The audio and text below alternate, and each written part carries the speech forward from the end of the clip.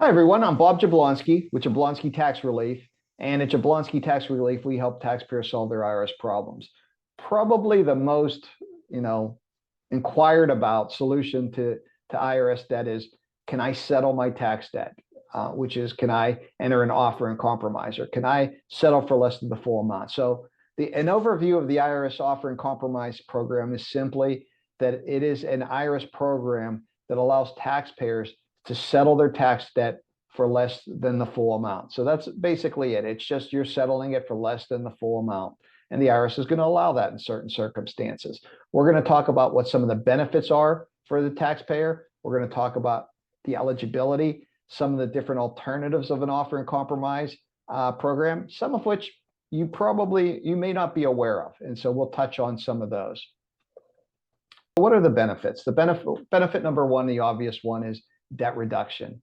You no longer owe the IRS for that full amount. If you owed $100,000 and you're able to settle for $5,000, you now have saved $95,000. The IRS is no longer going to levy you for that tax year. They're not going to file a federal tax lien for you, and they'll release any federal tax liens. And then it allows you to get a fresh start, to start over again. Sometimes people get so far behind and they're so lost, they don't know where to start. And just being able to settle their tax debt and start all over lets them become tax compliant, and it makes it easier on them and the IRS. So who qualifies? And this may be a little bit surprising, because we're going to talk about three different versions of the offer and compromise. Most people are aware of the most common one, and that's based on an offer and compromise.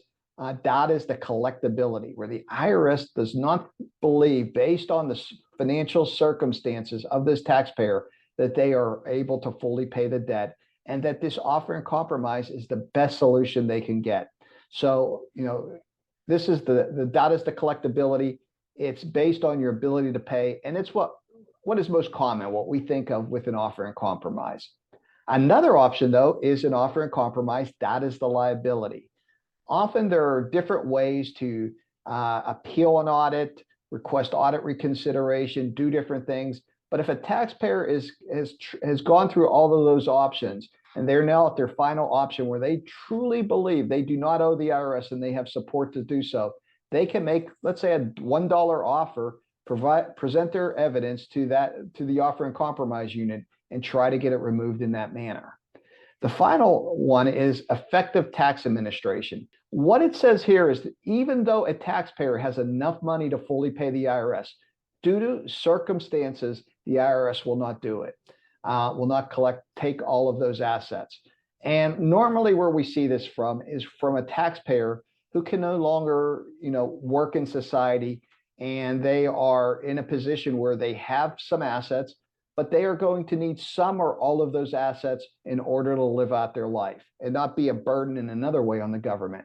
Hopefully you found this helpful. If you did, please like the video so YouTube will recommend it to other individuals who have tax issues.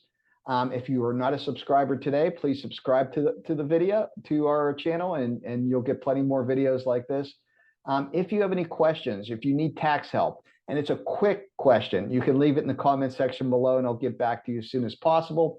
If you have a problem and you are looking to hire a tax professional, a resolution professional to help you solve your problem, just give me a call, 954-715-7285, or schedule some time on my calendar. The link is in the description below. Either way, thank you for listening, and I hope you all have a great day.